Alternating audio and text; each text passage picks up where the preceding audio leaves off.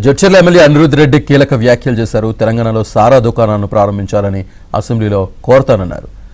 సారా తాగి గతంలో 110 ఏళ్లు బతికారని, ఇప్పుడు లిక్కర్ తాగి 80 ఏళ్లకే చనిపోతున్నారని అన్నారు. ఇటీవల కొన్ని రాష్ట్రాలు సారా దుకాణాలను ప్రారంభించాయని గుర్తు చేశారు.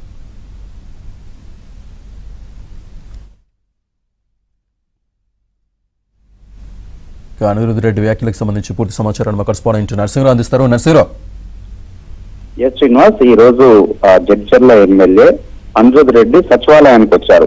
మంత్రి పొంగులేటి శ్రీనివాస్ రెడ్డిని కలవడానికి వచ్చారు. అక్కడ వీకర్ సెక్షన్ సంబంధించినటువంటి ప్రజల ఇళ్ల నిర్మాణానికి సంబంధించి కొన్ని పెండింగ్ బిల్లులకు సంబంధించినటువంటి అంశం పైన ఆయనతో మాట్లాడడానికి వచ్చారు. సో ఈ సందర్భంగా కారిడార్ లో మీడియా ప్రతినిధులతో ఏర్పడ్డారు. సో ఈ సందర్భంగా మీడియా ప్రతినిధులతో అనిరుద్ రెడ్డి కొన్ని కీలకమైనటువంటి కామెంట్స్ చేశారు. అంటే గతంలో ఎప్పుడు ఏదో ఒక అంశంతో వార్తల్లో ఉండేవారు, ఇటీవల ఏంటి సైలెంట్ గా ఉన్నారని మీడియా ప్రతినిధులు అడిగినటువంటి ప్రశ్నకు ఆయన కొన్ని కీలకమైనటువంటి కామెంట్స్ చేశారు. రేపు రాబోయేటువంటి అసెంబ్లీ సమావేశాల్లో బాంబులు పేలుస్తాను, కొన్ని కీలకమైనటువంటి అంశాలను మాట్లాడతాను, అసెంబ్లీ వేదికగానే ప్రస్తావిస్తాను అని చెప్పి మాట్లాడుతూ, అందులో ముఖ్యంగా ఈ తెలంగాణ రాష్ట్రంలో సారా దుకాణాలు తెరవాలి, ఓపెన్ చేయాలని చెప్పి కోరుతాను.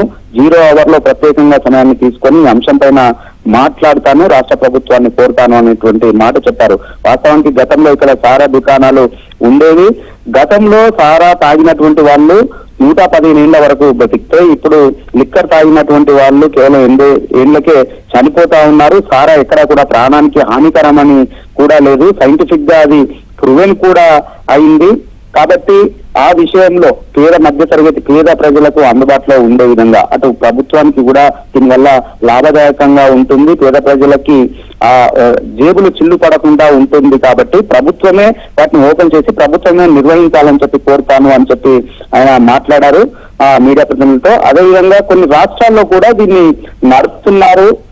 మధ్యప్రదేశ్, ఒడిశా వంటి రాష్ట్రాల్లో అధికారికంగా నడుపుతున్నారు. ఇటీవల మరికొన్ని రాష్ట్రాలు కూడా ఈ సరాయి దుకాణాలని ఓపెన్ చేశాయి. వాస్తవానికి ఇక్కడ కూడా ఓపెన్ చేస్తే ఉపయోగకరంగా ఉంటుంది. ఆ అంశాన్ని వచ్చే అసెంబ్లీ సమావేశాల్లో ప్రస్తావిస్తానని చెప్పారు.